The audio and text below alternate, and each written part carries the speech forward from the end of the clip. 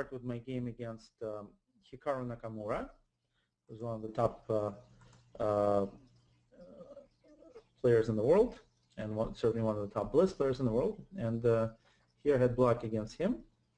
And after the moves e4, d5, he played knight c3.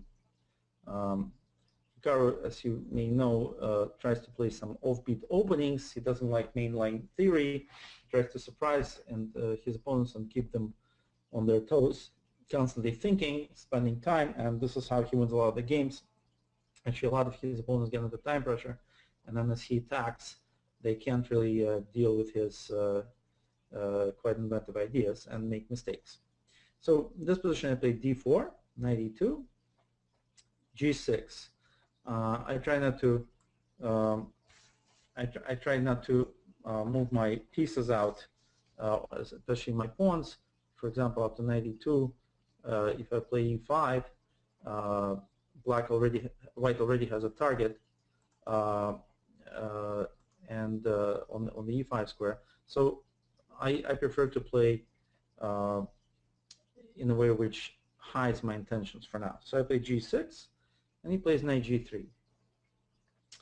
I immediately put the question to the knight by playing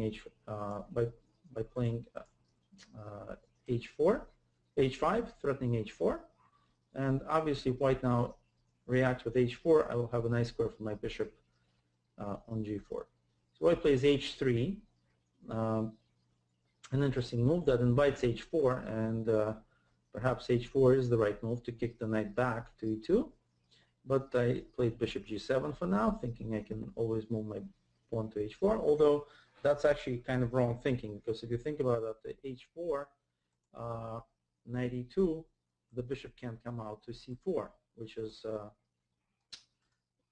what white did in a second. So h4 is probably the right move, but I played bishop g7, and so white develops his bishop to c4. Now I bolster up the center with c5. He plays d3. I played knight c6, and white plays f4. So now this is the blitz game. So of course it's possible to make mistakes, but here I made quite a big one. I played e5, and I would say that this is the first positional mistake, because opening up the position without taking care of white's most active piece on the bishop on c4 is simply wrong.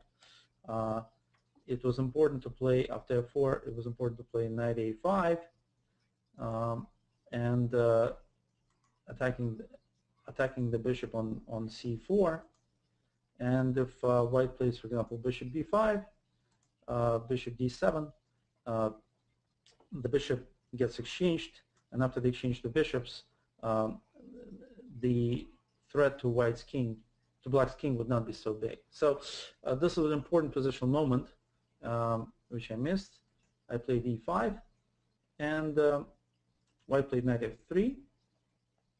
I played h4 a little bit too late. I should have done that before the bishop got to c4, as we discussed. Knight e2, queen e7, and after castling, I played bishop e6 to try to do something with this light squared bishop. But of course, the whole problem with black's position is that white does not exchange the bishop and keeps it alive and threatening a lot of things. So of course, if I played well up to this point, we wouldn't have a position which is winning, eventually will be winning for white, and we wouldn't have this discussion about how to save lost positions. So this is not my best opening play, far from it, and especially against one of the top players in the world. So this is going to be it'll get much worse before it gets any better. But let's see what happens now.